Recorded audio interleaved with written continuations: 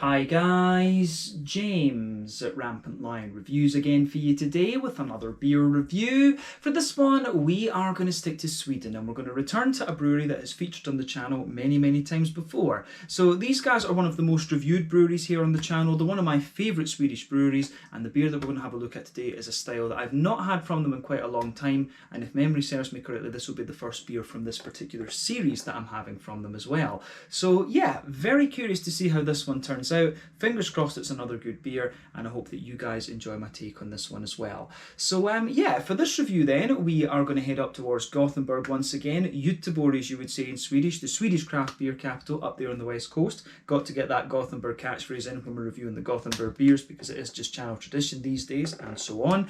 And for this review, we are going to head a little bit out to the east of the city, to Landvetter, closer to the airport, and that means that we're going to have a look at yet another beer from Bryggeri. So this particular beer is simply called Orange.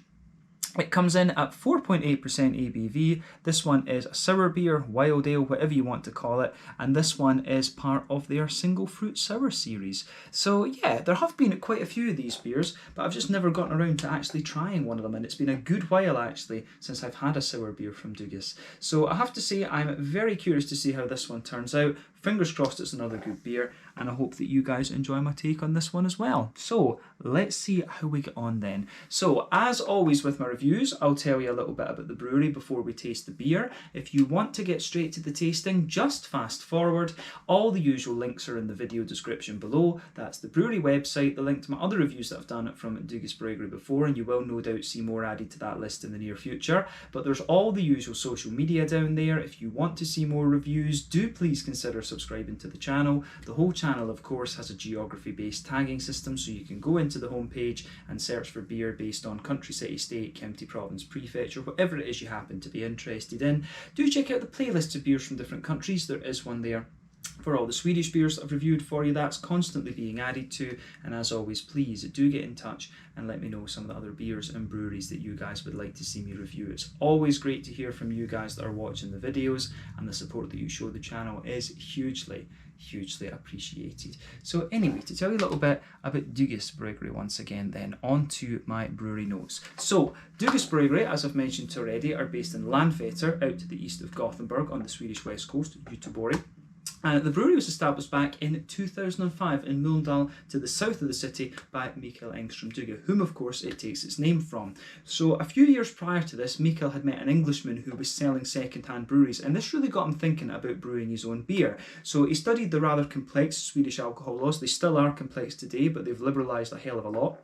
But he visited various other breweries around the country, and he also started buying up equipment to put together his own brewery, and this culminated with the opening of their first brewery in Mölndal back in 2005, as we mentioned a second ago. But over the coming years, they continued to build up their brewery capacity, experiment with new styles and things like this, and by 2009 they'd outgrown their original brewery, and they moved up to Landvetter the following year in 2010. So the older brewery had a capacity of 1,500 hectolitres of beer per year. However, the new brewery started off with a capacity of 8,000 hectolitres, and this has been more than doubled in recent years. And over the years, this brewery have become well known for various different styles. In the early days, they were known mainly for their fruit sours and for their big kind of imperial porters and imperial stouts, but more recently they've been investing a lot of time in their barrel aging program, the Future series as they call it, and they've been producing a lot more IPAs as well. They've got the Bite series of West Coast IPAs, and then the Fresh and the Crush series of New England IPAs.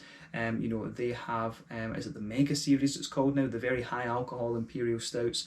They've got various different things going on at the brewery these days, which are quite interesting. But they do a lot of different styles. They've also got a wheat beer series as well, which I forgot about. They've got the single fruit series, and you know, they are just extremely experimental these days. But yeah, this brewery are also one of the co-owners of the two Brewers beer bars in Gothenburg as well, which I believe are co-owned by Mikael's daughter Ida, along with her husband John, who run the Electric Nurse Brewery. And then you've also got the guys at All In Brewing, who are one of the numerous gypsy breweries that operate in the Gothenburg area. They are, you know, they're involved in that as well. I would recommend that you visit the one on Tredje Långgatan, because that is the original one, and I've done an out and about video there that you can check out as well.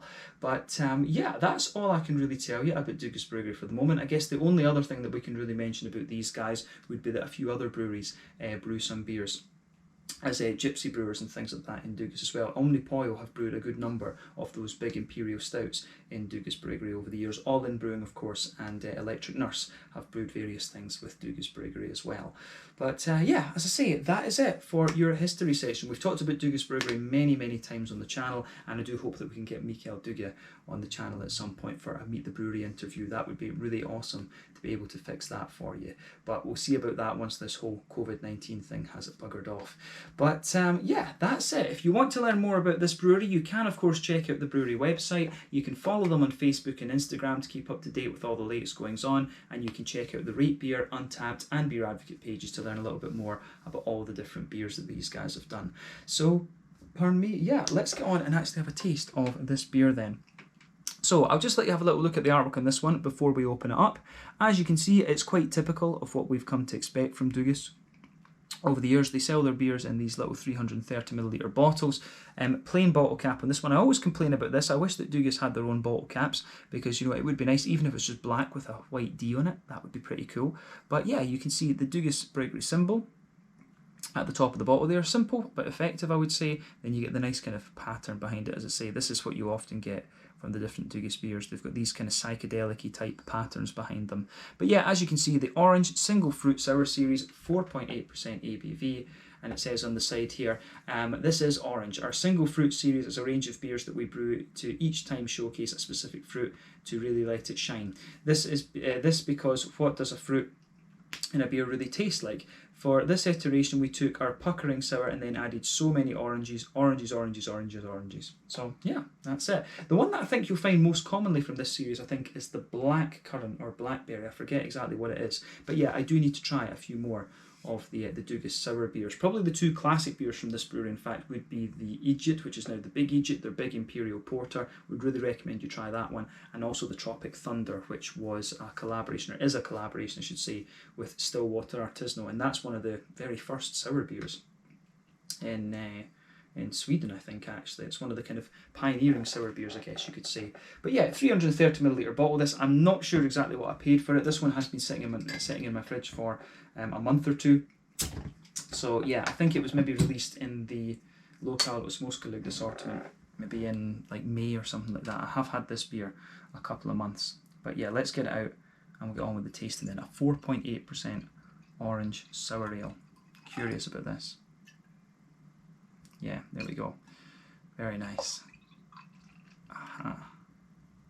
Now that's it. There we are. No sediment in the bottom of the glass, in the bottom of the bottle. That is exactly what we want in this one. So there we go. There we go. It's all lined up, so I can be happy now, and my OCD will be happy as well. So yeah.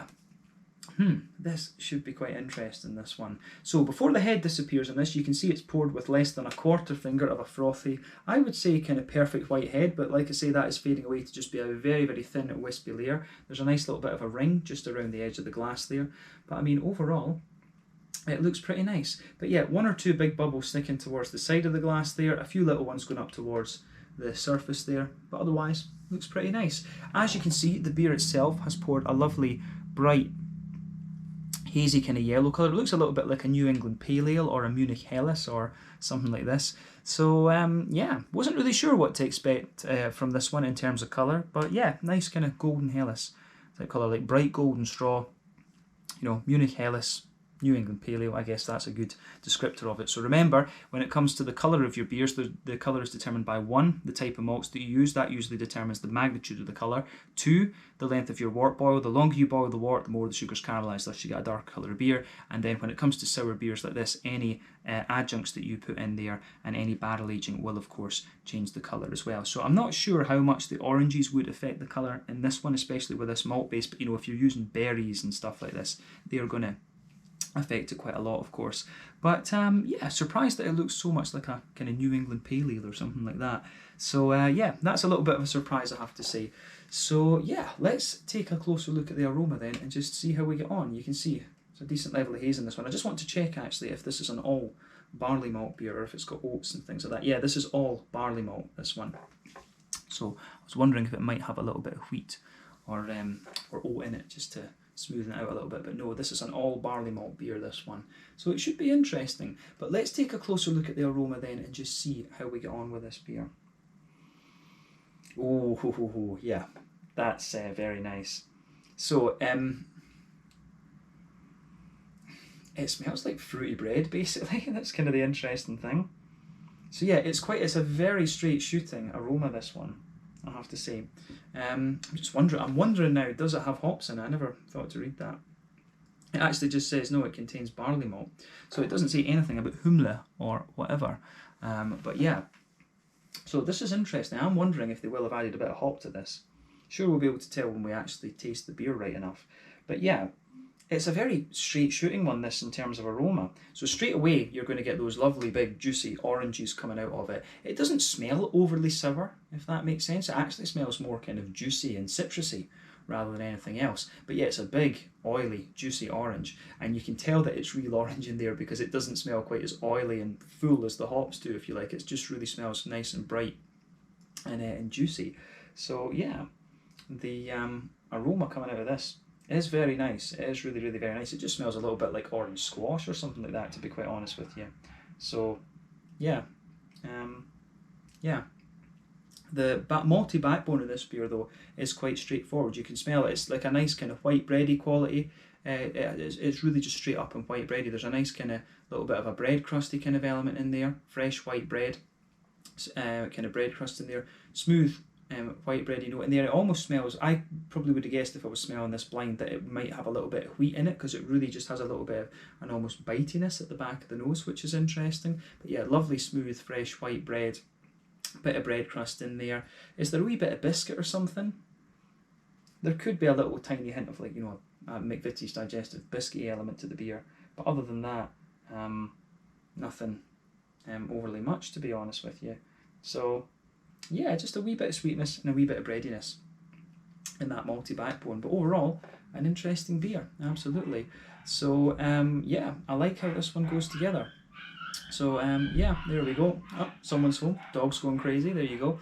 But yeah, in terms of hoppiness, I'm really not sure about this one. I mean, there is a little bit of, you know, underneath the fruity notes, there's definitely a little bit of there's a slight earthy note there. There's a good little bit of floral aromaticity, of course, and you do get a wee bit of a kind of grassiness as well. But that might just be, you know, the fruits, because it really smells more juicy than anything else. And remember, when you add fruits into the beer as adjuncts, they will suppress the hoppy side of the beer there. So I'm a bit unsure as to whether there are actually hops in this one, but I do doubt it, actually, just from the aroma and the level of fruity juiciness that you have in this one. I doubt it, because I think if you had if you had hops in this, those slightly almost placebo-ish grassy floral notes that you're getting out of the beer would be a little bit more pungent. So yeah, that's definitely food for thought in this beer as well.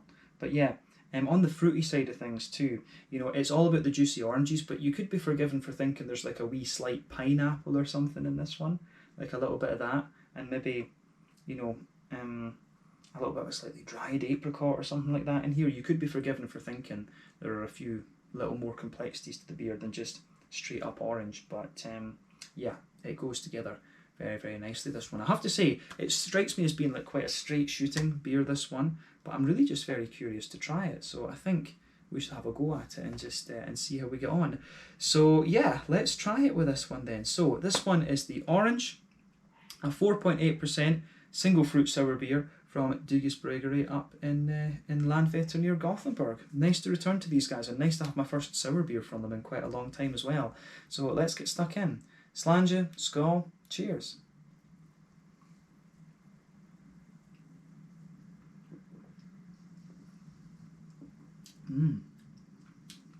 It's actually quite a wee bit, it's quite puckering when you first take it in, but that will mellow out very nicely, I think. Yeah, this beer really is as kind of, it's as straight shooting as the aroma would have you believe it's going to be.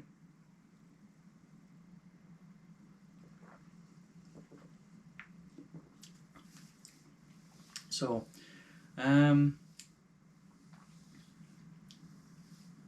yeah, this really is very, very nice, this one. So it gets a big thumbs up from me, 100%. Yeah, I think I really need to try a few more of these sour beers from Dugas, to be quite honest with you. It's just got a really nice balance. I mean, when you've got the more kind of citrusy fruits like this, you need like a smooth kind of bready backbone there. And this one is really nice. It actually sweetens up a little bit the further that you go into the aftertaste as well. But having tried this, I do think it's a bit of a shame that I've not, I think it's a little bit of a shame that I've not tried more sour beers from Dugas over the last little while. I don't know how many they've released, in fairness, through Systembolaget, come to think of it, but I should have a look at that and see if I can order a few others in this in the sour series for sure.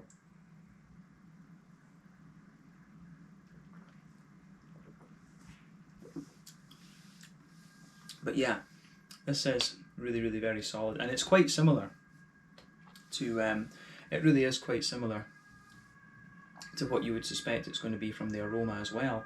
So yeah, where do we start with this one then? Straight away across the middle of your palate, it is just a nice smooth white bready note that just goes right across the middle of your palate. It almost does feel as if it's got a little bit of a kind of oaty sweetness to it as well, which I think is kind of interesting.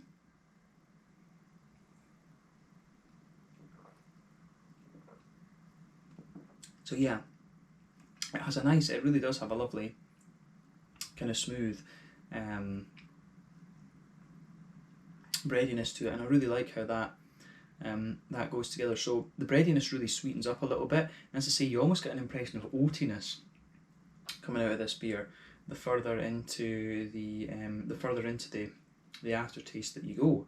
So yeah, that's definitely an interesting point to make about this beer for sure. So yeah, backbone of the beer, just yeah, soft white bready quality there. If you move to either end of that middle third of your palate, you do get one or two little bread crusty elements there, and it just feels like it's got a slightly kind of smooth, it almost does feel as if it's got a little bit of oatiness in it, this beer. It really does feel like that. But in the dead centre of your palate, you've got a little small circle where there's a wee bit of an almost Werther's Original kind of butter candy, butterscotchy type thing coming out of this one. So there is a wee bit of sweetness to this beer. It isn't really biscuity as I was picking up in the aroma. It is more a kind of Werther's Originally type thing, which I like. But it's a lovely beer, this. I do like how it goes together for sure. So thumbs up to Dugas Bryggeri for this one. The malt base on this is very nice. So let's focus on the back third of your palate then.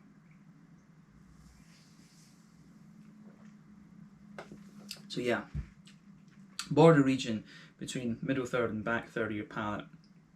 You do get a little bit of a bready build up in there, one or two little bread crusty things. Then the base on the back third of your palate there, it's got a nice kind of smooth, it's got a nice sort of smooth white bready kind of thing in there. And again, it's really nice and soft in that sense. And on top of that, you get a thicker, more yeasty type quality coming out of this beer. So I like how it, I do like how it goes about its business in that sense. Yeah, the fruity side of the beer as well just complements it really nicely. But when you come from the back of the palate there, you can feel the flavours a little bit taller, and then it just sort of, it just kind of condenses down a little bit. You can feel those more airy yeasty elements on the back there. Then as you go into the middle third of your palate, it feels a little bit more kind of squashed and condensed together. But I do like how that pieces together in this beer. That gets a thumbs up from me, absolutely. So yeah, lovely stuff.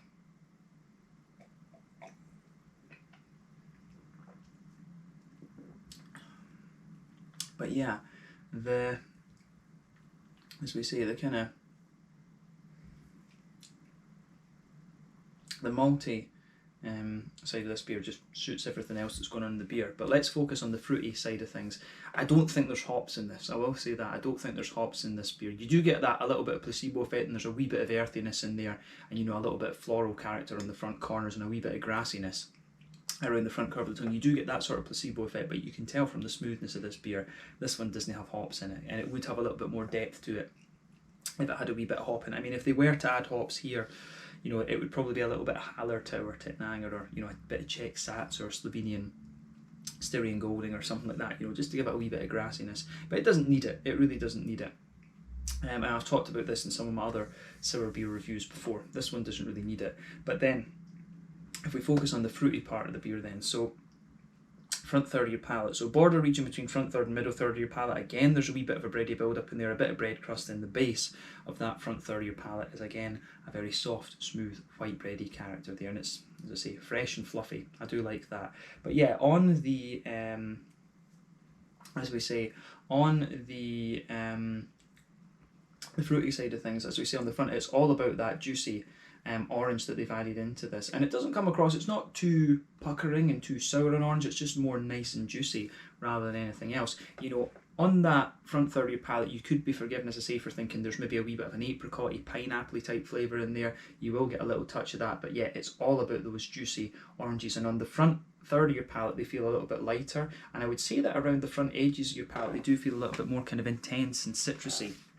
to a degree. So it's quite interesting just to see how those flavours are distributed. And remember, when you add adjunct fruit into a beer, it would suppress any hoppiness that you would put in there anyway. It would take a little bit away from the IBU of the beer, so that kind of makes it a bit pointless to put it makes it a little bit pointless to put any of the to put any kind of fruits and things, to put any hops in the beer actually, although as I say, it would add just a little bit more depth to the flavour. But yeah, the whole point of this beer is to be quite straight shooting and drinkable, and it delivers that, so it has my approval on that basis. And to be honest with you, I don't think we need to say anything else about the flavour of this one. Let's just round off the review then with a look at the mouthfeel.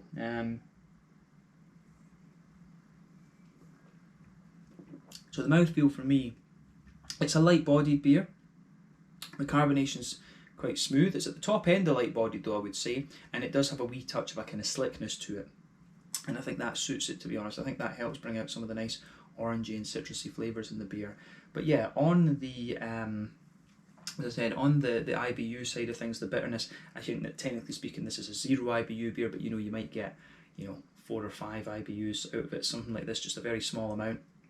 But then the malty base in this one is, like I said, is very, very smooth. It's got a little touch of sweetness to it, but yeah, mainly bready and just a little touch of smoothness to it. And then it's all about the juicy fruits. And this beer, for a sour beer, it's really not very sour at all. It's not really puckering. You do get a little bit of that in the beginning, but then your mouth really mellows out to it, and it becomes a little bit more juicy the further on you go. But yeah, I really like how this goes together, and as I said, it gets a big thumbs up from me. In terms of what Dugas normally do, this is not the craziest and most exciting beer that they do, absolutely not.